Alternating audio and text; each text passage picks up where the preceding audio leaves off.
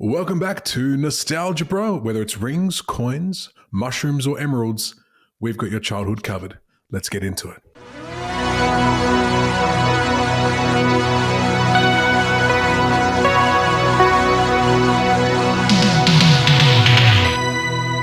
Hello, everybody. Welcome to Nostalgebra. My name is Liam. Who have we got over here?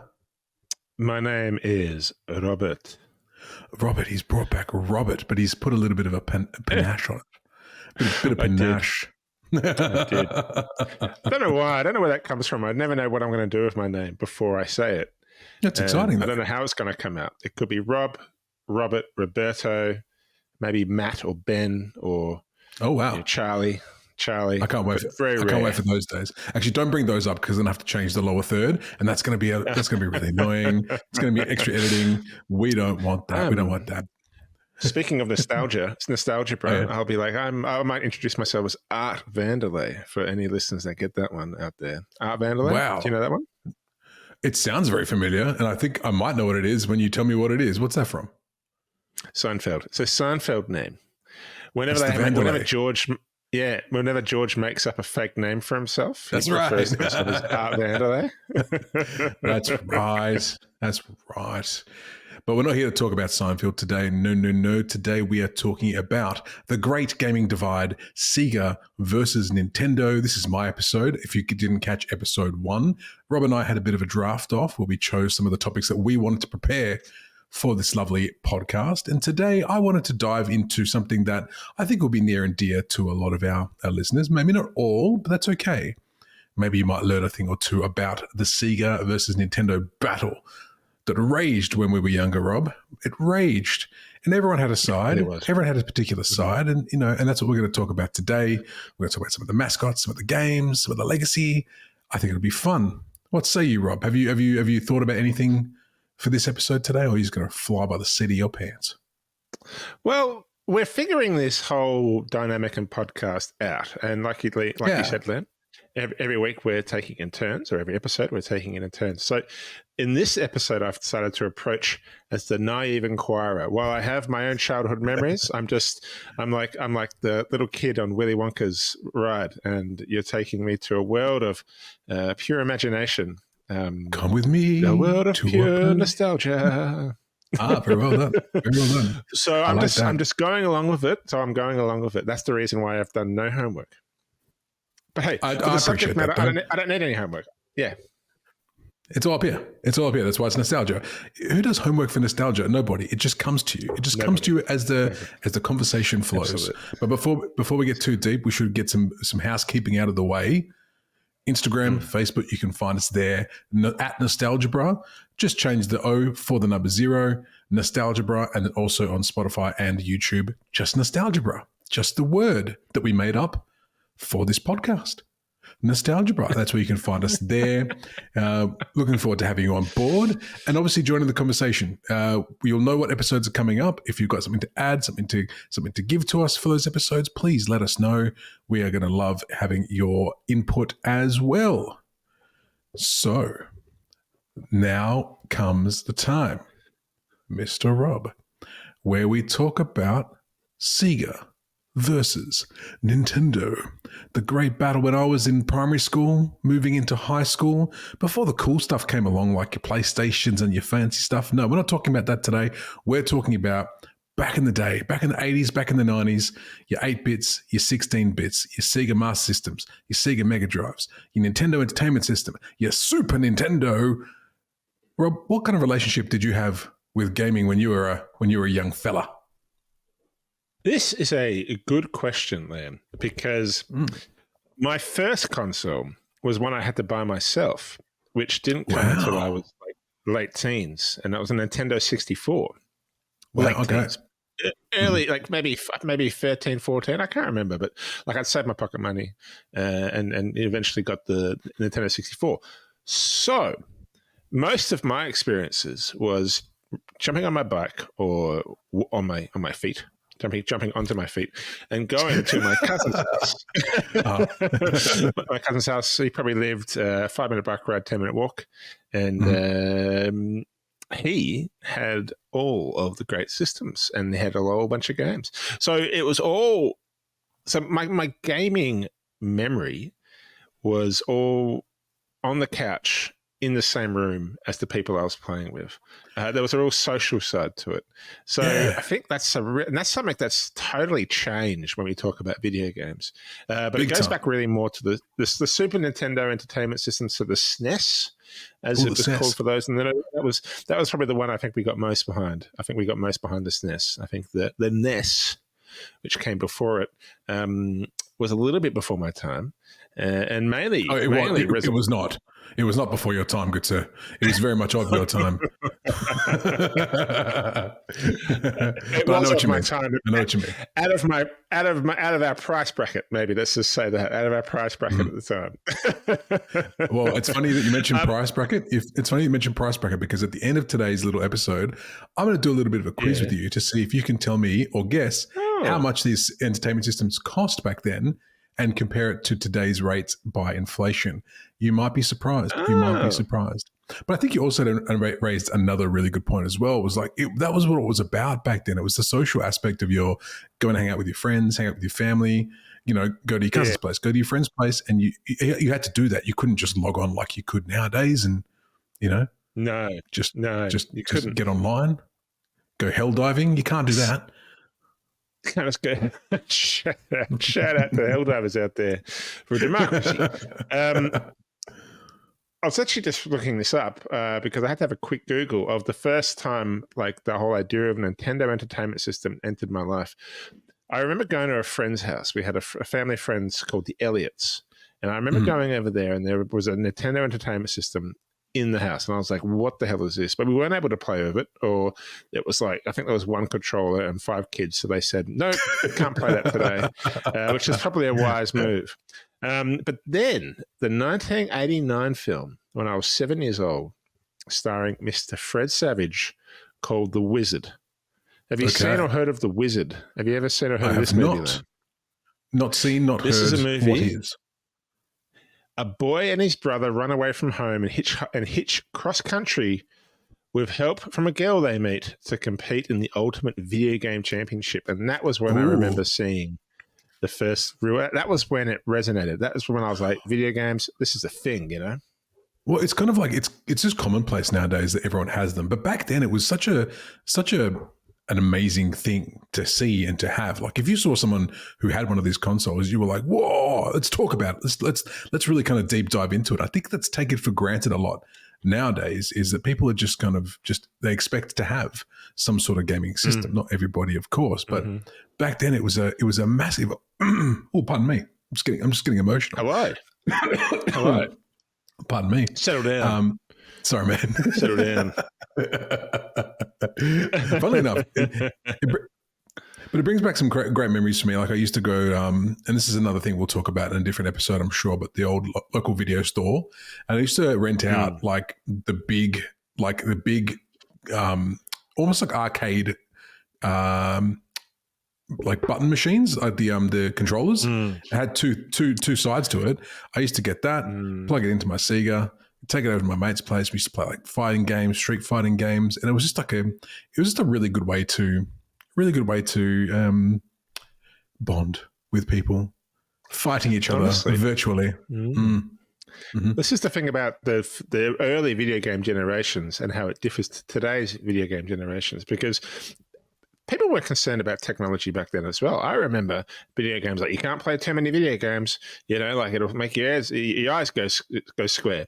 But like when you look back at it now, we're like, gosh, they used to actually talk to each other while they were playing games. They used to actually go to their friends' houses to play games. Like there was a fully social component to it. It was an adventure. I struggle. It was a total adventure, and you share the games, and like it's like you're an audience as well. Like when you're having a really good level, like the participation, the audience participation, the cheering was awesome. It used to be it was like a drama that you'd be watching unfold. It was so good. I miss those days, honestly. Childhood. Well, there is a few games that I've got on the PS5 at the moment, which are replicants. Well, they've taken old school games like Sonic the Hedgehog, for example, which we'll talk about in a bit, and have kind of revamped them. And I play these games with my brother sometimes, and we still do that. We still pass the control over. I die, it's your turn. You die, it's my turn. Like back and forth like that. And it's just something so nice about that. Nowadays, everyone can just play all together. What's that? You got 1,000 people, jump on this server, and we'll all rip the shit out of each other. Whip the shit. Honestly, yeah. It was crazy when you think about it. The social skills, like, and the sharing, like it would actually teach you how to share things when you're playing games together. Depends. Sometimes you start conflict. Sometimes you'd play a game and the other person wasn't very good at it. They'd be like, "Can I have a go?" And you'd be like, "Absolutely not. I'm on an absolute roll here, and you want to come in and just ruin my game?" Because this is the other thing. There was no saves. You couldn't save a game. If you wanted to pass it, you have to do the whole thing in one go. And do you reckon you could do it all in one go? Absolutely not, because those things used to ramp up the difficulty like crazy. Like absolute crazy. You'd never get to the end.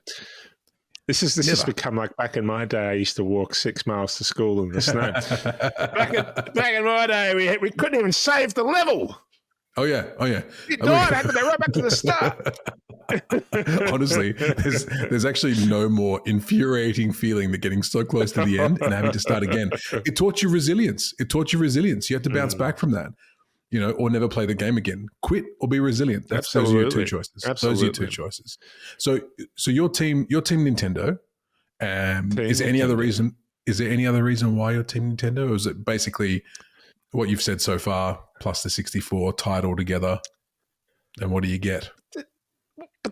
There is a Holden versus Ford, Nintendo versus Sega type of mentality, but it's because it was all you could afford. Like, families, you can only afford one console generally.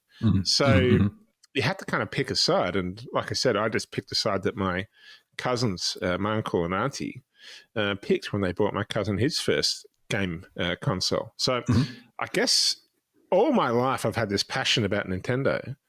But in reality, I had no choice in the matter at all. It was just forced upon me. And I've never understood Sega people. I've always thought Sega people,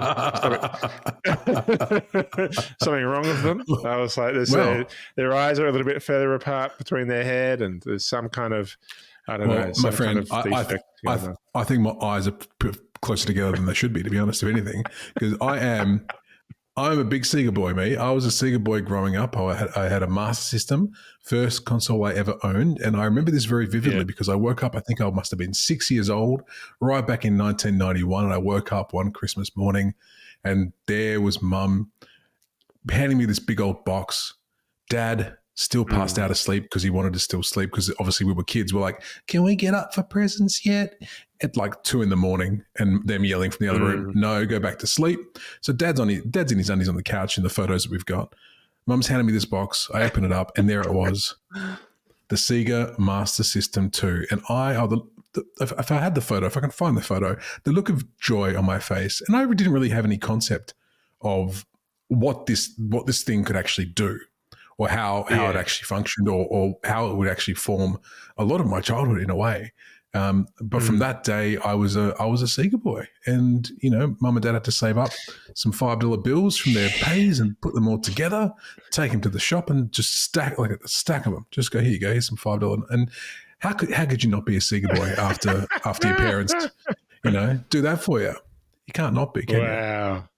I just love that though. Like, the whole idea of actually saving money. You actually used to have to save the actual money. Yeah. This is my pile of money which I'm collecting together. I'll pay for this later. No, you're not. Absolutely not. Pay for it now. Otherwise, you aren't taking it out of the building. It's just not happening. But no, I used to. I was hooked. I was hooked from there. And the old Sega Master System 2 had a game built into it called Alex the Kid in Miracle World, which was the first game that I ever played. And Alex became a bit of a mascot of my life. Growing up, so much so that and people who are watching the YouTube can see this. But as a which side is it? This side. As a get this microphone, you can see him there. I actually have a massive old tattoo of Alex the Kid on my chest. And looking back at it now, was it a smart tattoo to get? Probably not. But at the time, it seemed like a good idea, and so I have it. Sometimes tattoos work like that. But They do. They go tell a story. Yeah, it was a big part of my childhood. He was a big part. Like I used to go home from school and he was there. You know, he was there for me. He used to take me on adventures. Wow. Yeah. I love that. I was related to an Alex the Kid, you know, so I had my own Alex the Kid. He owned he owned a Nintendo. What's up with that? He missed a trick there. He missed a trick, you know. Every now and then when you go to his house and play with him, it was almost like someone would take over his body and be controlling him through the screen. Yeah. It was like it was a real beep, beep, beep. And the things you could do back then with just a regular D-pad, so up, down, left, right, and 2 buttons, A and B. That's all you needed. You see some of the controls nowadays, it's like you need like a science degree to actually figure out how to use the bloody things. But that's, you know, that's half the challenge, like trying to make it all work together. But back then, all you needed was a jump and a punch. That's pretty much all you needed. And the Sega, Rob, no less, didn't have a pause button on the actual controller. The pause button was on the actual console. You had to get up from where you were sitting, go to the console, and then press the pause button on the console. That's wonderful. That's fantastic. Yeah, it's fantastic. And no kids today will understand the troubles of having to blow into a cartridge because you thought that might make it work when the data didn't quite work. Oh my God. The troubleshooting, blowing into cartridges, banging them. Like you would literally take the cartridge out, smack it, you would bang the system, you would smack it in. Like this, it was so tactile. Any problem could literally be solved with a hit.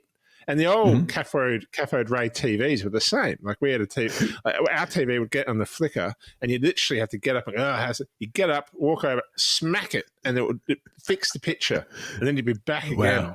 Like unreal. It was the original. It was the original turn it off and on again. It was the smack, just like pick it up, smack it, it was blowing it.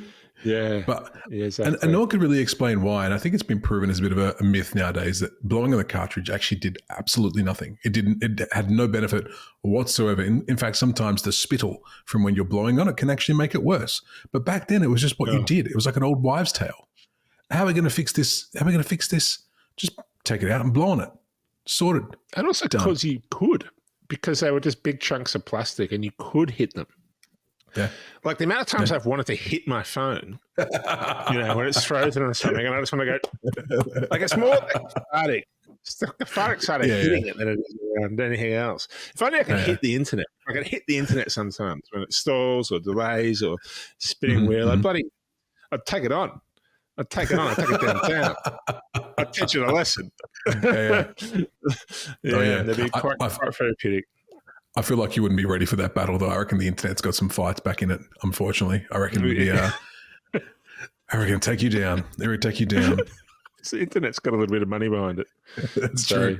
It's true. Money, power, and knowledge. But listen, we've spoken a little bit about like what side we're on. Nintendo for you, Sega for moi, and the reasons why. But let's talk a bit about the mascots and what made these consoles so, you know, desirable. Have I still got you, Rob? Well, I left my VPN on. What does that mean? That means I was having the VPN running the whole time, which means the internet. I've only ever assumed that the internet that the signal has to go all the way to California, then all the way back. Do you know what I mean? It's probably what happens anyway, but it just feels. Hopefully, I wonder if that was slowing it down a little bit. Potentially, but that's okay. I thought it was mine for a second, but no, it was definitely yours, which makes me feel better about myself, which is great. Yeah, I thought we were done for, and then I dropped out, and then I've come back, and there's still recording 20 minutes on the side of the screen. So, you know what it did? You know what happened? You went in there, and you dropped out. You punched the internet. I punched the internet. And I was like, "Come on!" I started blowing at it.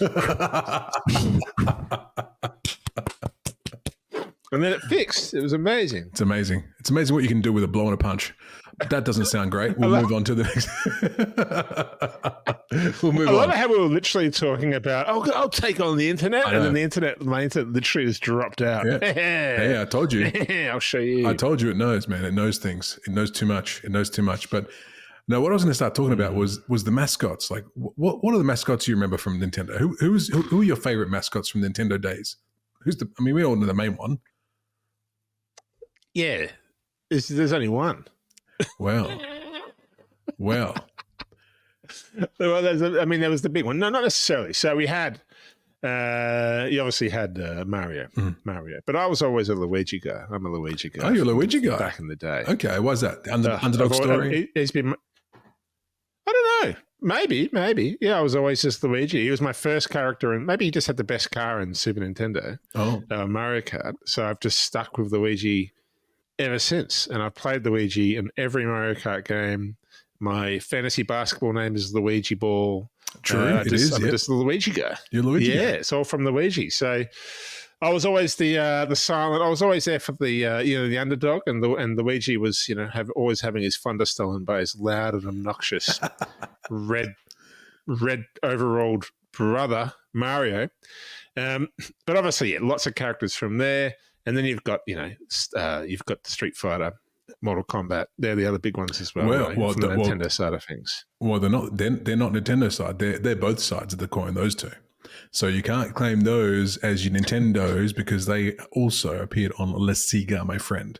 Don't you claim them? That's true. Don't you claim them? Smart. Yep. Very smart. Well, in that case, it's just Mario. Well, it's funny because Mario was the guy, right? So Mario, from time ever since his first game, what was Mario's first game? Do you know? Mario, Super Mario Brothers. It was not. He was actually the protagonist in Donkey Kong, the arcade game.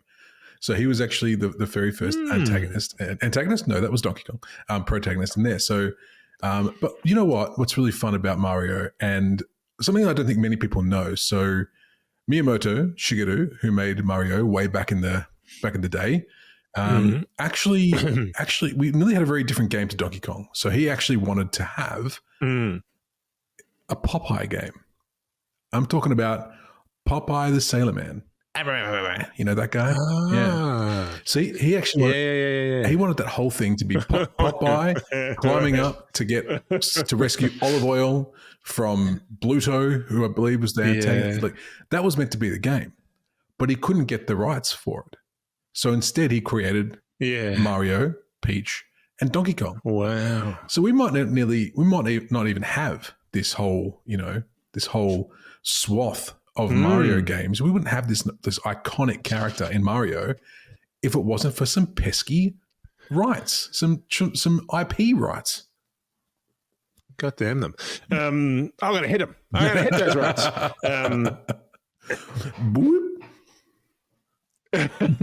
Isn't that interesting? Because now you go to a kid. Yeah. Hey, Popeye or Mario? They're going to look at you. Go who? But generally speaking, no, there was a Mario movie this year, but ain't been no Popeye movie since bloody Robin Williams. No. So Mario then became the dominant figure, the cultural icon. I just find Popeye. I just find that so fascinating how all this stuff that we've got, even to this day, like kids nowadays would know Mario too, because those Mario games are still released en masse for Switch and for the Wii and for all the new Nintendo consoles. And there was a movie made last year with bloody Chris Pratt. Yeah, and Jack Black voicing Mario. Peaches. Well, that's it. The Peaches song. Yeah. I also think that you go. Popeye needs to modernize.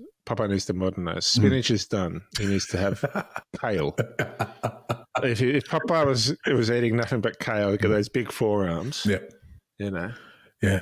He'd have a more balanced physique. Yeah, he'd have a more balanced physique. He'd have a leg day. He'd have, he'd be doing the biceps, the triceps, the chest. It was all forearm back then, Popeye. That's all he did. Massive forearms. What the hell? And who's storing all their strength in their forearms? It's crazy. Doesn't make any sense. It's crazy. But no, I do love that. I mean, and Mario was nearly called a Mr. Video.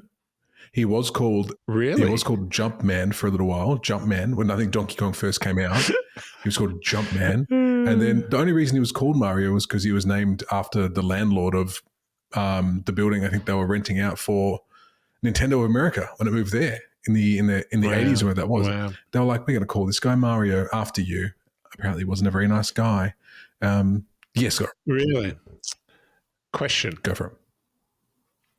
Why is Donkey Kong, with the word donkey in the name, named after actually a big gorilla? What's the question? Why is he named after a big gorilla? No. Why is he a gorilla, but he's called Donkey? Oh, no idea.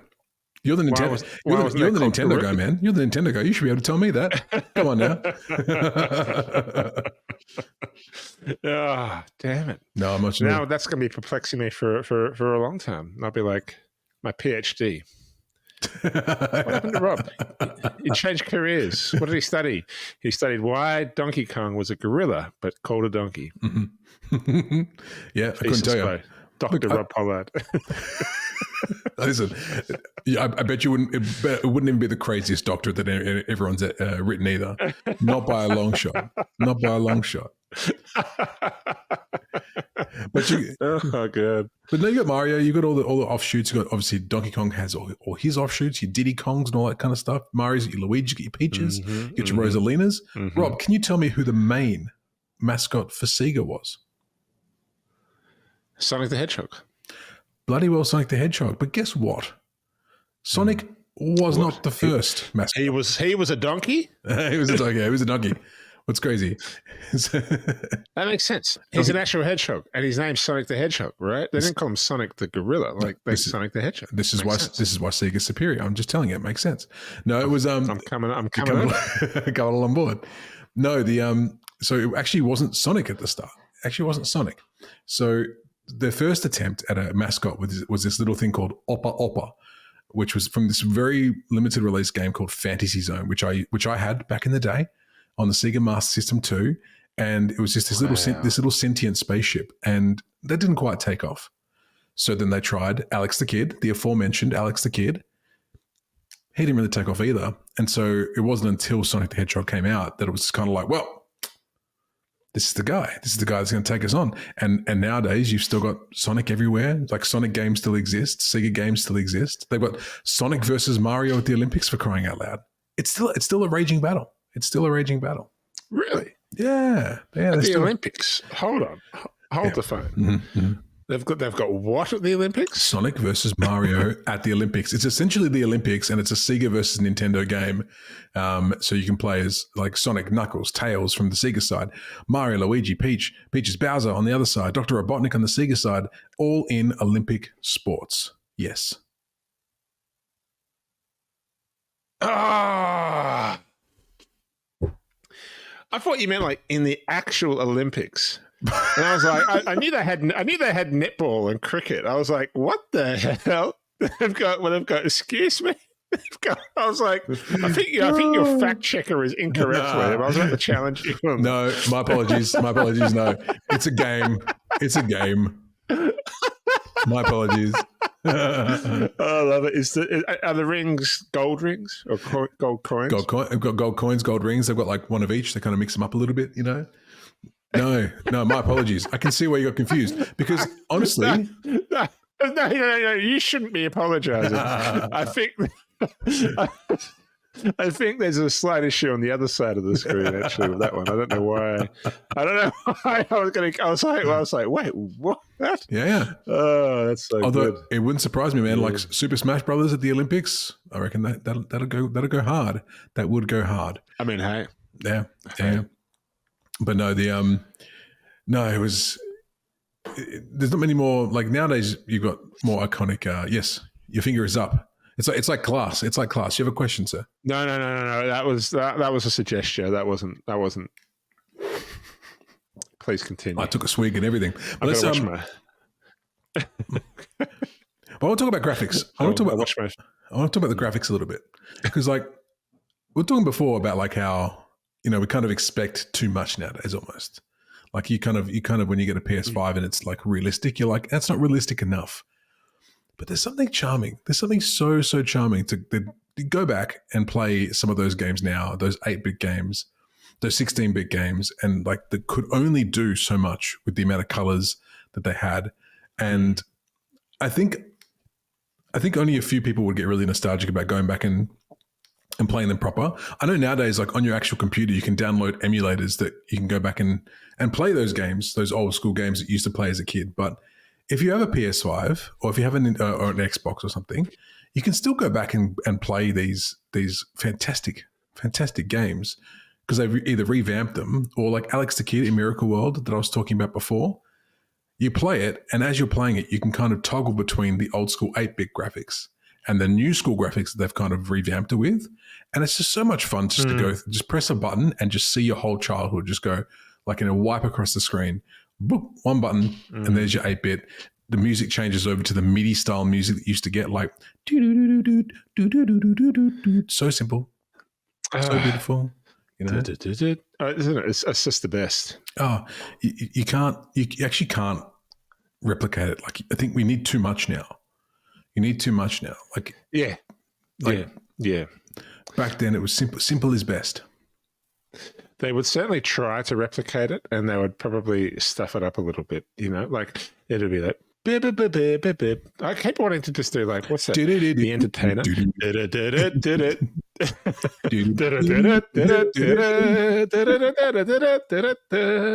That's not the Mario song. No. What is the Mario song? Go for it. What is it? It kind of has a similar start, and in my head I can get it going, but then That's exactly. Yeah. I'm supposed to be the Nintendo guy here. You've got the song. Listen, that's the song. Listen, I'm a bit of a video game guy across the board. Like Sega was my thing, but I've gone back. I've dabbled in Nintendo because I mean nowadays you can actually go and buy like they've got little replica consoles now that you can buy, and it's just got all the games. Because nowadays a game is what 85 gigabytes worth of data, right? Back then, games were like 3 megabytes. They were tiny. The amount of data. I honestly wonder if all the Mario data for the original Donkey Kong game, so Donkey Kong, not Mario, lesson learned, but if they took all the data of Donkey Kong, all of it, worldwide data, Donkey Kong data, it would not even get anywhere near 87 gigabytes. No. Like it would be. No. It's crazy. It's actually ridiculous. Like what? But it's just so much fun. Yeah. Like, it was just so much fun. Well, what was it then? What was it about back then that meant that we could have these games and we didn't need them to be these these masterpieces of graphic brilliance and stories out like storytelling? Like the stories back then were literally like something would appear on the screen at the start of the game, like Alex the Kid from Planet Galaxian. He's learnt this kung fu, and now he's going to save his mistress, not his mistress. Definitely not that. I'm not too sure why I said that. He's going to save his girlfriend or whatever. That's the second game. That's the second game called Alex the Missus. Alex the Missus. There's Alex the Kid and there's Alex the Missus because he was dating someone called Alex. It's a whole series. It just keeps going from there. I've really gone off on a tangent now. I don't know why they were so good, but obviously it was the best they could at the time. But it was just simple. Like it was just simple. It wasn't overcomplicated, and the gameplay was simple. And look, we still are attracted to simple gameplay now. Most iPhone games are simple gameplay. That's true. Because simple actually works, you know? And when you get a great game, sure, it's a lot of complexity happening behind the scenes, but it feels kind of simple. Like you'd mentioned Helldivers 2. Like I've been playing Helldivers 2. It's still just like run, jump, shoot, reload. Like there's not that many deviations from the kind of controls that there used to be 15 years ago. Yeah. 20 years ago. That is true. You know what I mean? That is true. I mean, I guess that's the basis of where it all stems from, right? Because I mean, what was the plot of Mario? What was the point of Mario? Do you remember? Well, he was a plumber. He was. I don't know what the Mario's problem was, but all I know is that Donkey Kong had too many barrels. Donkey Kong just woke up one day and he's like, I've got all these barrels. What the hell? I got to get rid of them. And then, you know, I think he just had a barrel problem. I think that was the way he was so angsty and resentful and angry. God damn it. You don't remember the whole point of Mario back in the day? Mario would go through a state. Wow, okay. I'm going to teach you something about Nintendo as well. It's going to be great. The whole point of Mario was that Mario would start the level. He would go through. He would jump up and he would kill Goombas and he would kill Shy Guys and all sorts to find the princess. And every time he'd try to get to the princess, Bloody That's right. Bowser would come and take her away. No, he wouldn't. That's not true at all. Mario would get to the end of the stage, and then Toad would be there, and Toad would be like, "Bro, she ain't here. She's skipping on you again. She's making you chase her. Is she worth the time, Mario? Really consider this before you continue your journey." And Mario's like, "Yahoo! I'm a go!" And then he goes and he goes to the next level, and guess what? End of the next level, she still ain't there. Sus, Peach. Not sure I like it. But it's a toxic relationship. It kind of was. Whereas on the opposite side of that, you had Sonic the Hedgehog, whose whole mission was to retrieve the Chaos Emeralds, the life force of the Earth, retrieve them from the evil Dr. Robotnik. And here's what I will say about Sonic the Hedgehog, and specifically Sonic the Hedgehog 2 and 3. We'll stick with 2. Sonic the Hedgehog 2 on the Sega Mega Drive, to me, is the perfect game from that era. And this is why I think Sega back then kind of trumped Nintendo in a lot of ways because of the games they put out. Nintendo had Mario, but Mario had the same kind of level design, the same music every level. Every level was kind of samey. Sonic the Hedgehog 2, you go back and play that, every single stage has a different setup, a different layout, a different soundtrack, an iconic soundtrack that even to this day I could probably sing you. You could name me a stage from that, not that you could, but you name me a stage from that and I could probably sing you the song.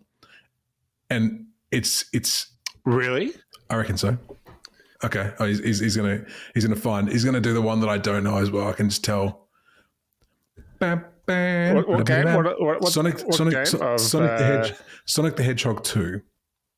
1965 917 was the cheat code that would get you access to any single level. Okay, here we go. Oh, no. If you're talking about the 16-bit Mega Drive / Genesis version of Sonic the Hedgehog 2. I'm nervous now. I think I've done myself a mischief. Go on.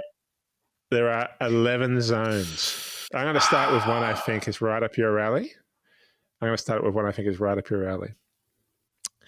Liam, please hum or sing or recreate in any way, shape or form that you can this theme song for the Casino Night Zone. Dun, dun, dun.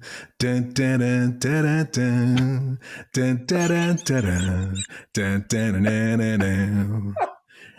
Dun, dun, dun, dun, dun. Da, da, da, da, dun, dun, dun, dun, dun, dun, dun. Wow. I'm astounded. Yeah, that's good. Okay. Yeah. Mystic Cave Zone. Oh, Mystic Cave. Oh, this one's hard to sing because it's just like, ooh. It's really like, it is actually very mystic and very hard to sing. Apologies. I'm not. Well, you've still demonstrated that you can remember it because you know that you know why it's hard, which means that aquatic ruin zone. Oh, fuck. Oh, I won't like delay on it too long if I don't remember because that's not great podcasting material. It's not great. I love the fact that at the age of 6, you're like, Casino Night Zone. Ding, ding, ding, ding, ding, ding, ding. I've got it. Got it. Mm-hmm. Oh, yeah. Your stars were told that That's Chemical Plant Zone. But look, we'll move on. God, it is called Chemical Plant Zone. That's what it's called. So I think what's first? Green Hill Zone's first. I'm pretty sure, right? Green Hill Zone. Let me see. Well, I don't know if it's listing them in order here. It's got Emerald Hill Zone. Emerald Hill Zone. Green Hill, yeah. Green Hill was Sonic 1, Emerald Hill Sonic 2. And then I'm pretty sure it goes to Chemical Plant after that. And then it does, Chemical Plant Zone. Oh, number 3. Whoa, where does it go after that? I'm putting myself into holes here that I'm not too sure I can dig myself out of. It's all right. It's a lot of fun. Is it Mystic Cave? Aqua Ruin. Aqua Ruin is after that? Okay. Aqua Ruin. And then, is it Mystic Cave? I've got to go right down. I want to go through. No, Mystic Cave's is 6. Casino Night is 4. Oh, Hilltop is 5. Hilltop 6 is Mystic Cave. 7 is Oil Ocean. 8 is Metropolis Zone. Metropolis. 9, Flying Battery? Oil Ocean. No, Sky Chase. Sky Chase, and then Flying Battery, and then Death Egg. No, Wing Fortress Zone. Wing Fortress? Is there no Flying Battery Zone? Maybe that's what they've called it. Maybe that's what they call it in the new version. Anyway, But hold the phone. Okay. Hold the phone. I obviously, as I said, never had access to a Sega, so this is a whole new world to me. I'll treat you one. There was the final stage was called the Deaf Egg Zone. Deaf Egg, yeah. The Deaf Egg. Deaf Egg, yep. Because don't forget, like, so in Western audiences he was called Dr. Robotnik, but in Japan he was Eggman, Dr. Eggman. So that's why he's Death Egg. Yeah, no rings in that stage either. So if you hit one time in that final stage, you died. Anyway, that's it. Anyway, I still go back. Look, I've currently got an updated version of Sonic on my PlayStation 5. Next time I have you over, I'm going to let you play some, and you're gonna love it. First time I'd ever seen 3D as well on a Sega Mega Drive. Gone. That was the question I was going to ask you. So I've got a PlayStation 5. Can I put Mario Kart on my PlayStation 5? Mario Kart probably not, because it's Nintendo licensed and not Sega, not Sony licensed.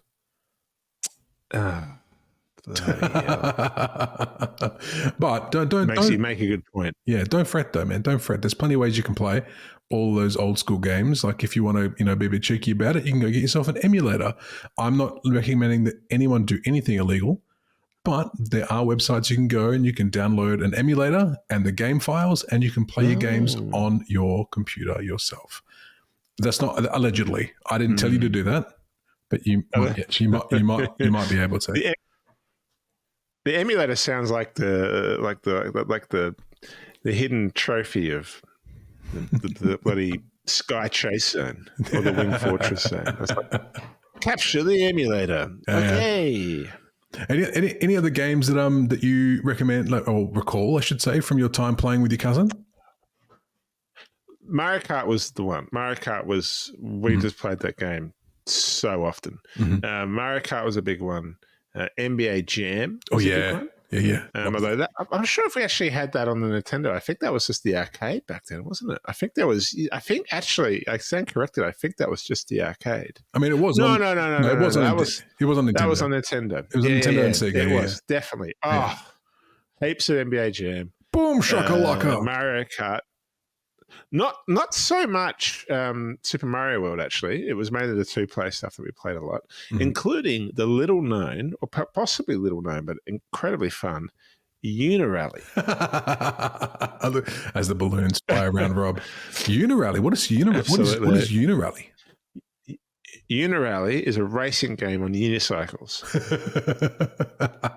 And you'd basically just race unicycles. So how good's that, though? How good's that? Like what ideas? What was imagine that production meeting? What guys, we need a new game. What should we do? Unicycle racing. Book it. Make it. Go. Kids are gonna love it. Well, they did love it, and it was because it was 2-dimensional. So basically, it was just a bar or a big long tube, and you would put a unicycle on the tube, and you would watch it all from side vision, and you would just race through. And pretty good. And then obviously the big ones that I never really got that into because I'm a button masher. I'm a big old button masher. But Street Fighter and Mortal Kombat were the big ones too. Huge. They weren't just Nintendo, we've already discovered, but just the old console days. And I would always get my butt kicked. I'll tell you what, though, I used to play those games with my brother, and he was a button masher, and he would always kick my ass, which would infuriate me because I was there trying to learn all the different moves, different combos, and I could never get a hit in because he was too busy bashing the bloody buttons, wasn't he? Unbelievable. Bloody hell.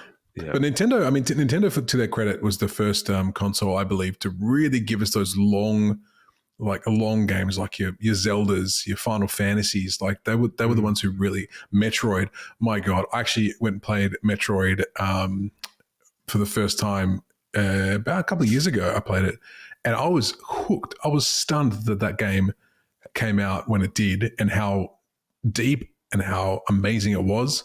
One of the first games with a save function. Oh, it was just so good. If you haven't played that one, I recommend you give it a crack. It's really good. But like you were saying before with Uni Cycle Mania. Uni Rally. I remember games like on the Sega Master System like Teddy Boy. And Teddy Boy was the guy with a little gun who used to... Teddy. Teddy Boy, yeah. That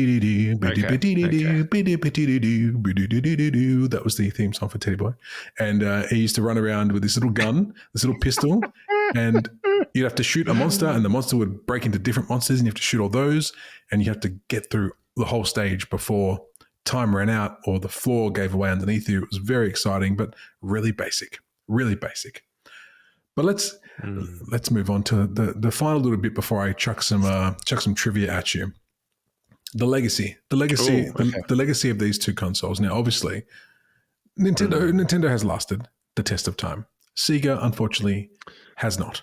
Sonic has, though. Sonic has, and a lot of the games from the Sega time have kicked on. But the Sonic itself, I'm pretty sure went A over T after the Dreamcast, I believe, the Sega Dreamcast, which was a bit of a flop in the early 2000s. I think the Xbox I think there's only room for two. You know, there's room for like two dominant ones, and the Xbox I think took it up. There's always been two. Is it two? Because you hear that? What's that? Sorry. My headphones are on Bluetooth, and someone just tried to call. So your audio went, and all I could hear was my ringtone. Oh, well, till then. Hang on a second.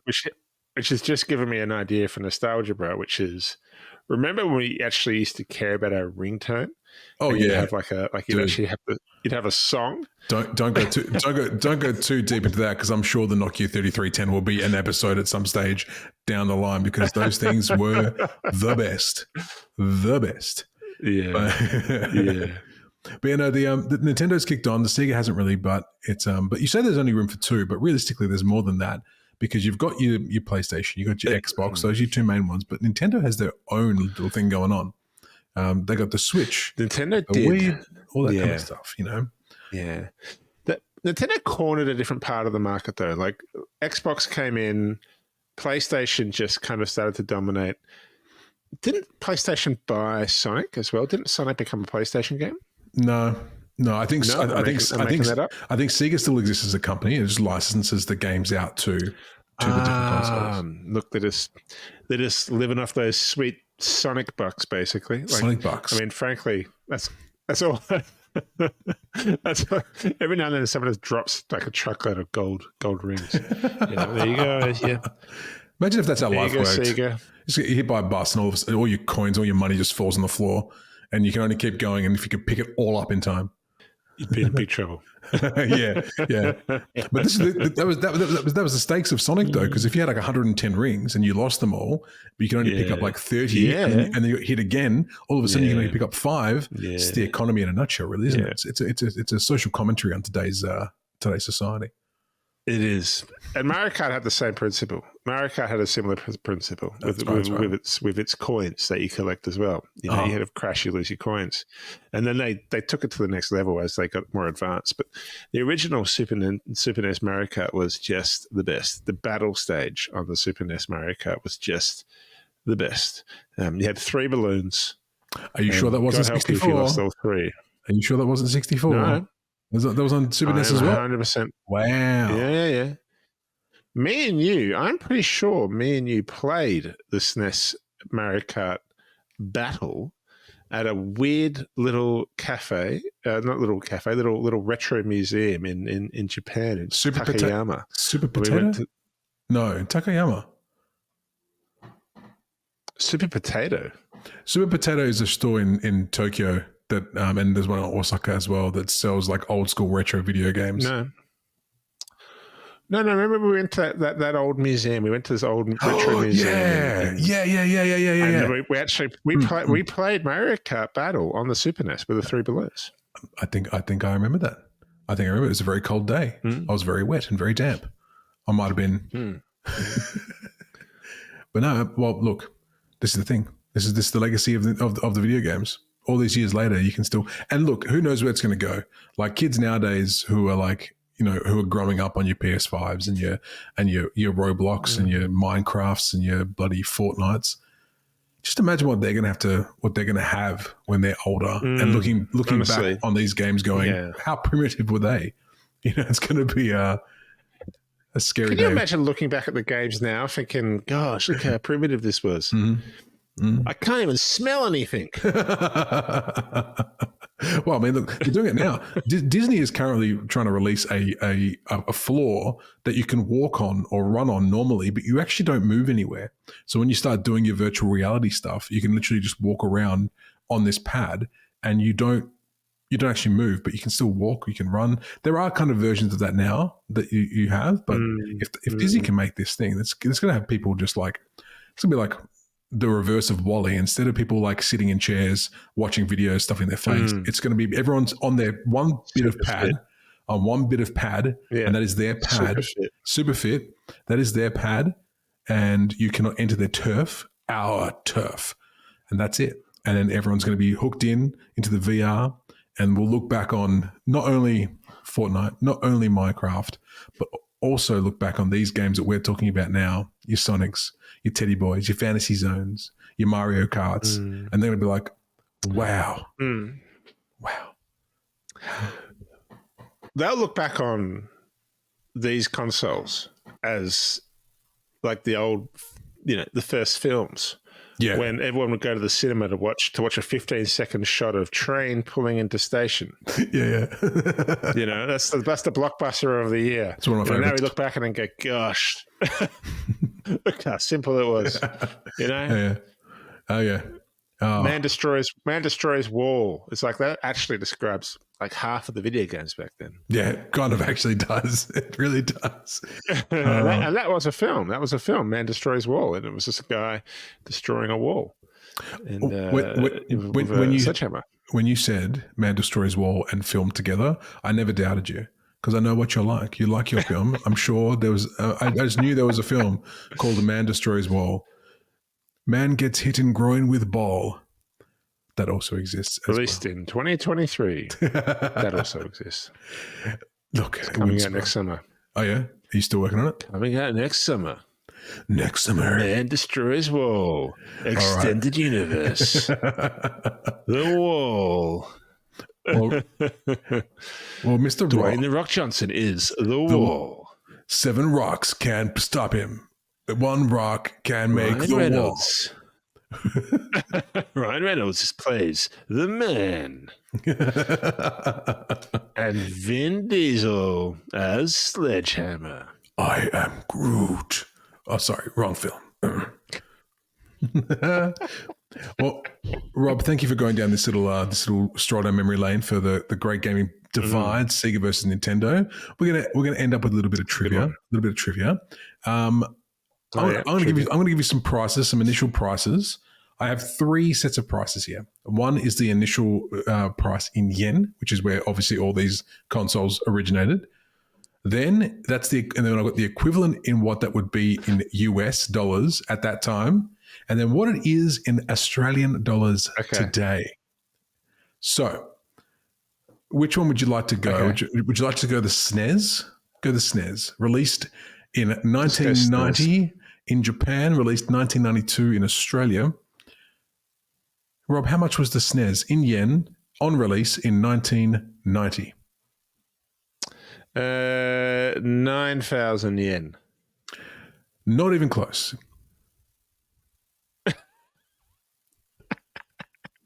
Well, it's much higher. So 9,000 yen would... Actually, no. I was wrong, because there's been no inflation in Japan for 30 years. Right. So, given that, I'm going to say it is 20,000 yen. 25,000 yen was how much it costs in the year 1990. 25,000 yen. That's it. And then in that year, in US dollars, it was 199 US dollars equivalent. Rob, if you were to purchase a Super Nintendo today, how much would it cost in Australian dollars based on inflation? As in based on inflation? Oh, as in the equivalent. So what? Yep. So what was 199 US dollars? Yep. Then what's that worth now in Australian dollars? 25,000 yen, 199 US back in 1990 is worth how much in Australian dollars now? I reckon that would have come to 350 Australian dollars back in the 80s, which I reckon would be $2,000. Oh, overshot it a bit. But, we complain about the pricing of gaming consoles now. PS5 came out, it was like $900, right, ish. So 25,000 yen in 1990, 199 US, would be the equivalent of 670 Australian dollars today. Now, to put that into, that was the second one. That was a Super Nintendo.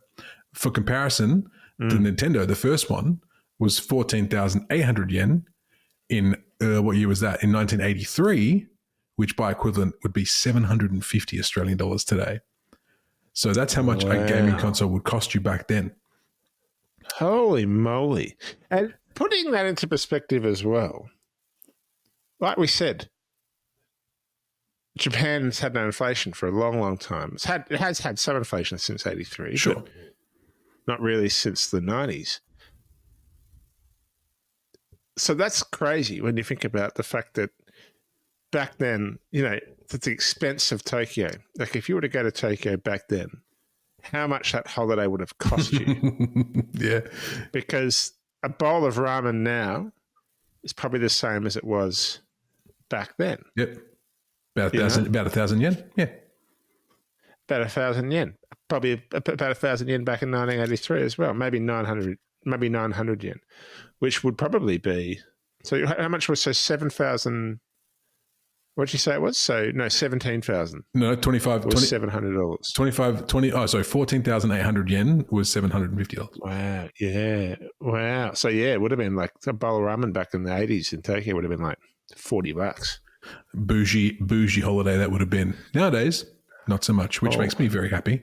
But yeah, no, and by comparison, the Master System and the Mega Drive exactly the same. The Master System would have set you back $840 Australian today, and the Mega Drive $690. So we whinge about the pricing of consoles now, but guess what?